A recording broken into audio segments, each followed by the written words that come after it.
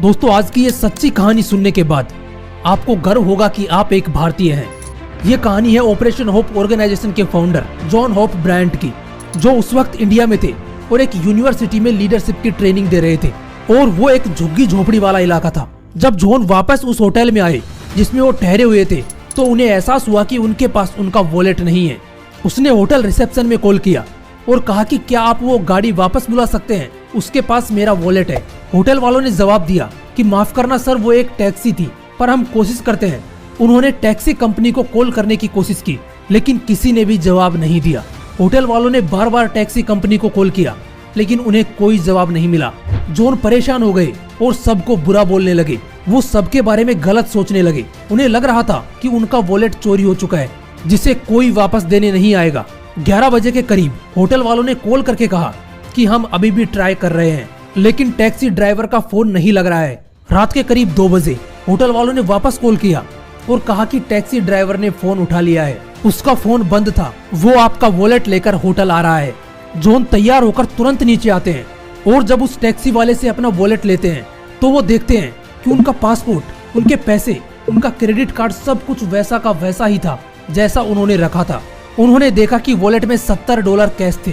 John ने एक translator के जरिए उस टैक्सी वाले से पूछा कि तुम महीने का कितना कमा लेते हो?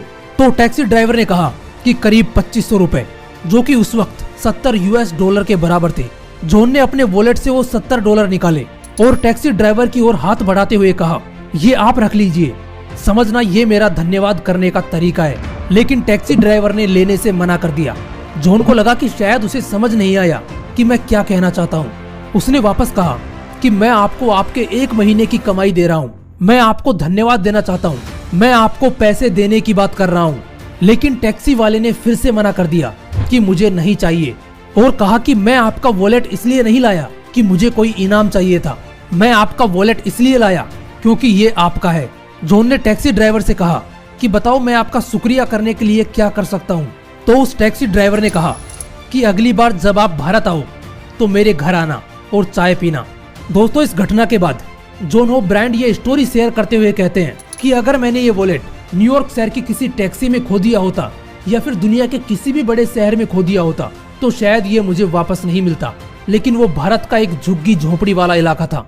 दोस्तों जॉन होप ब्रायंट भारत के लोगों के बारे में गलत सोचने लगे थे, लेकिन उस टैक्सी ड्राइवर ने ईमानदारी दिखाकर पूरे देश के प्रति उसका नजरिया बदल दिया।